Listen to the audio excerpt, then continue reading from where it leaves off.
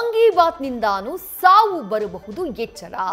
ಯಾಕಂದ್ರೆ 5 ವರ್ಷದ ಮಗು ವಾಂಗಿಬಾತ್ ತಿಂದಂತಹ ಕಾರಣಕ್ಕಾಗಿ ಪ್ರಾಣವನ್ನ ಕಳ್ಕೊಂಡಿದೆ. ಹಾಗಾದ್ರೆ ವಾಂಗಿಬಾತ್ನಿಂದ ಸಾವು ಯಾವ ಕಾರಣಕ್ಕೆ ಬರುತ್ತೆ? ಎಲ್ಲರ ಮನೆಯಲ್ಲೂ ವಾಂಗಿಬಾತ್ ಮಾಡ್ತಾರಪ್ಪ. ಬೆಳಗ್ಗೆ ಟಿಫಿನ್ಗೆ ಹೋಟೆಲ್ಗಳಲ್ಲೂ ಮಾಡ್ತಾರೆ ವಾಂಗಿಬಾತನ್ನ ತಿಂದು ಮಗು ಸಾವನ್ನಪ್ಪಿದ್ದು ಹೇಗೆ? ಹಾಗಾದ್ರೆ ಅದೇ ಇಲ್ಲಿರುವಂತಹ ಸ್ಟೋರಿ. ಫ್ರಿಡ್ಜ್ ನಲ್ಲಿ ಇಟ್ಟಿದ್ದಂತಹ ವಾಂಗಿಬಾತನ್ನ ತಿಂದಿದ್ದಕ್ಕೆ ಮಗು ಪ್ರಾಣವನ್ನ ಕಳ್ಕೊಂಡಿದೆ. ಇದು ಇವತ್ತಾಗಿರುವಂತಹ ಸಾವಲ್ಲ, 8 ತಿಂಗಳ ಹಿಂದೆ ನಡೆದಿರುವಂತಹ ಘಟನೆ. ಆಗ ಘಟನೆಗೆ ಬೇರೆಯದ್ದೇ ಕಾರಣ ಅಂತ ಹೇಳಲಾಗ್ತಾ ಇತ್ತು. ಆದ್ರೆ ಈಗ 5 ವರ್ಷದ ಈ ಮಗು ಪ್ರಾಣವನ್ನ ಕಳ್ಕೊಂಡಿದ್ದಕ್ಕೆ ಕಾರಣ ವಾಂಗಿಬಾತ್ನ ಸೇವನೆ ಅನ್ನುವುದು ಬಯಲಾಗಿದೆ. ಕಳೆದ ಅಕ್ಟೋಬರ್ನಲ್ಲಿ ವರದಿಯಾಗಿದ್ದಂತಹ ಪ್ರಕರಣ ಇದು. ಆಗ ಮಗುವಿನ ತಂದೆ ಸ್ವಿಗ್ಗಿಯಲ್ಲಿ ಡೆಲಿವರಿ ಬಾಯ್ ಆಗಿ ಕೆಲಸ ಮಾಡ್ತಿರ್ತಾರೆ. ಡ್ಯೂಟಿಯಿಂದ ವಾಪಸ್ ಬರುವಂತಹ ಟೈಮ್ನಲ್ಲಿ ಅವರೊಂದು ಕೇಕ್ ತಗೊಂಡ್ಬಂದಿರ್ತಾರೆ. ಆ ನಂತರದಲ್ಲಿ ಮನೆಯವರೆಲ್ಲರೂ ಕೂಡ ಕೇಕ್ನ ಸೇವನೆ ಮಾಡಿರ್ತಾರೆ. ಅದಾದ ಬಳಿಕ 3 ಜನರ ಆರೋಗ್ಯ ಹಾಳಾಗ್ಬಿಡುತ್ತೆ. ಮಗು ಜೀವಾನೇ ಕಳ್ಕೊಂಡ್ಬಿಡುತ್ತೆ ಫುಡ್ ಪಾಯ್ಸನ್ ಆದಂತಹ ಕಾರಣಕ್ಕಾಗಿ. ಮನೆಯವರು ಆಸ್ಪತ್ರೆಗೆ ದಾಖಲಾಗ್ತಾರೆ. ಆ ಫೋಟೋ ನೋಡ್ತಾ ಇದ್ದೀರಲ್ಲ, ಅದು ಮಗುವಿನ ತಾಯಿ. ಇವರು ಮಗುವಿನ ತಂದೆ, ಸ್ವಿಗ್ಗಿ ಡೆಲಿವರಿ ಬಾಯ್ ಆಗಿರೋರು. ಅವ್ರು ತಂದಿದ್ದಂತಹ ಕೇಕ್ ತಿಂದಂತಹ ನಂತರದಲ್ಲಿ ಎಲ್ಲರ ಆರೋಗ್ಯ ಹದಗೆಟ್ಟು ಹೋಗಿತ್ತು. ಮಗು ಪ್ರಾಣವನ್ನೇ ಕಳ್ಕೊಂಡ್ಬಿಡುತ್ತೆ.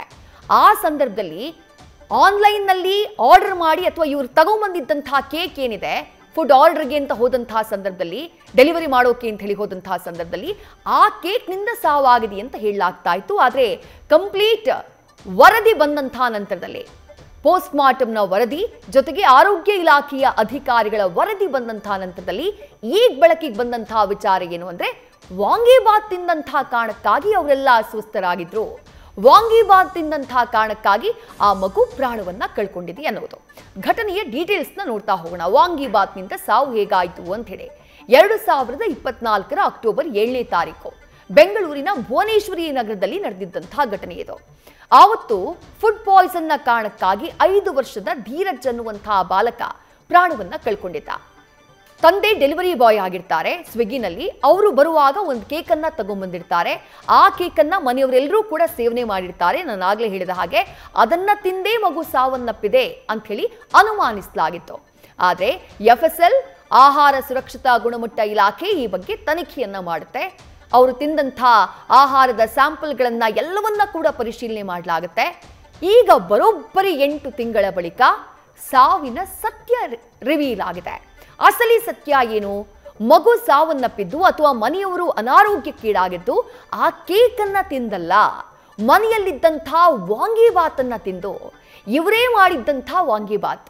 ಎಲ್ಲಿತ್ತು ವಾಂಗಿಬಾತ್? ಅದನ್ನ ಮಾಡಿ ಫ್ರಿಡ್ಜ್ ನಲ್ಲಿ ಇಟ್ಟಿದ್ರು. ಫ್ರಿಡ್ಜ್ ನಲ್ಲಿ ಇಟ್ಟಿದ್ದಂಥ ವಾಂಗಿಬಾತ್ ಎಕ್ಸ್ಪೈರ್ ಆಗಿತ್ತು, ಅಂದ್ರೆ ಅದು ಹಳೇದಾಗಿತ್ತು, ಮಾಡಿ ತುಂಬಾ ಗಂಟೆಗಳು ಕಳೆದು ಹೋಗಿತ್ತು. ಆ ವಾಂಗಿಬಾತನ್ನ ತಿಂದಂತಹ ಕಾರಣಕ್ಕಾಗಿ ಫುಡ್ ಪಾಯ್ಸನಿಂಗ್ ಆಗಿ ಮಗು ಪ್ರಾಣವನ್ನ ಕಳ್ಕೊಂಡಿದೆ ಅಂತ ಹೇಳಿ ವರದಿ ಬಂದಿದೆ. ಫಂಗಸ್ ಬಂದಿದ್ದಂತಹ ವಾಂಗಿಬಾತ್ ಅದು, ಅಂದ್ರೆ ಮಾಡಿ ತುಂಬಾ ದಿನ ಆಗಿತ್ತಲ್ಲ, ಫ್ರಿಡ್ಜ್ ನಲ್ಲಿ ಬೇರೆ ಇಟ್ಟಿದ್ರು, ಹಾಗಾಗಿ ಫಂಗಸ್ ಬಂದಿದೆ. ಆ ಫಂಗಸ್ ಬಂದಿದ್ದಂತಹ ವಾಂಗಿಬಾತನ್ನೇ ಮಗು ಸೇರಿದಂತೆ ಮನೆಯವರೆಲ್ಲ ಸೇವನೆ ಮಾಡಿದ್ದಾರೆ.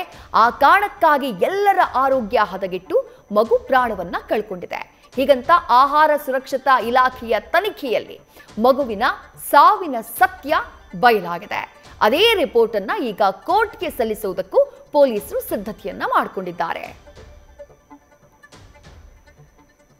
ಫುಡ್ ಬಗ್ಗೆ ಹಾಗಾದ್ರೆ ಎಚ್ಚರ ಇರಲೇಬೇಕಲ್ವಾ?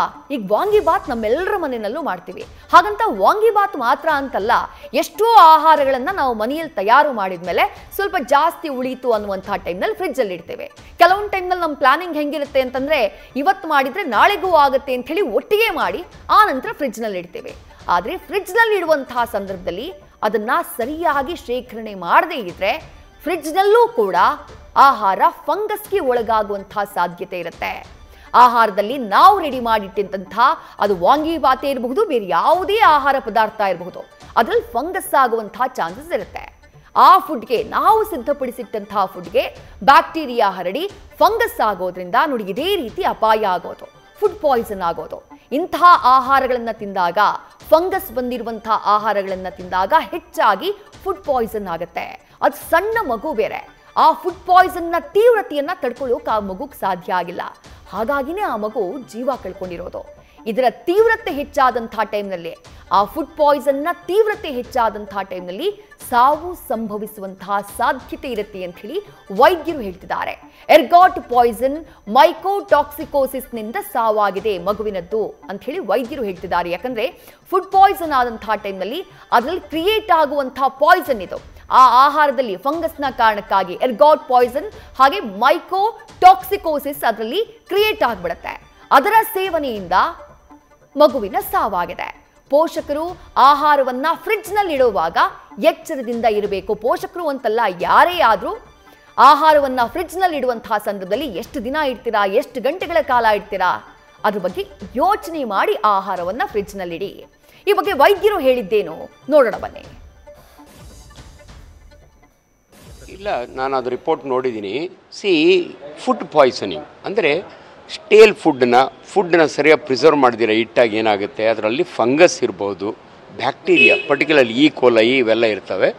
ಆ ಬ್ಯಾಕ್ಟೀರಿಯಾ ಅದಿದ್ದಾಗ ಅದರ ಟಾಕ್ಸಿನ್ನಿಂದ ಫುಡ್ ಪಾಯ್ಸನಿಂಗ್ ಆಗುತ್ತೆ. ಫುಡ್ ಪಾಯ್ಸನಿಂಗ್ ಅಂದರೆ ಯೂಶುವಲಿ ವಾಮಿಟಿಂಗ್ ಆಗುತ್ತೆ, ಡಯೇರಿಯಾ ಆಗುತ್ತೆ, ಟಾಕ್ಸಿಕ್ ಆಗ್ತಾರೆ.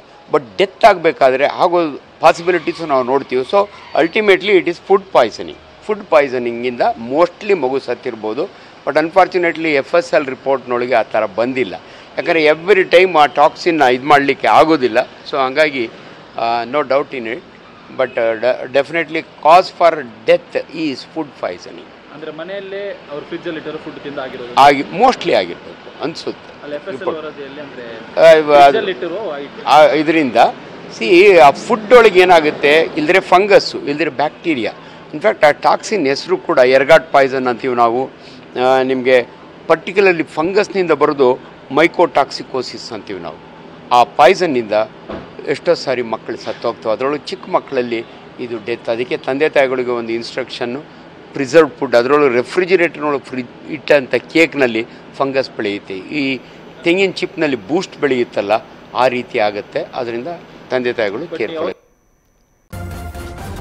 ನ್ಯೂಸ್ ಫಸ್ಟ್, ನಿರ್ಭೀತಿಯಿಂದ ನಿಮ್ಮ ಪರವಾಗಿ.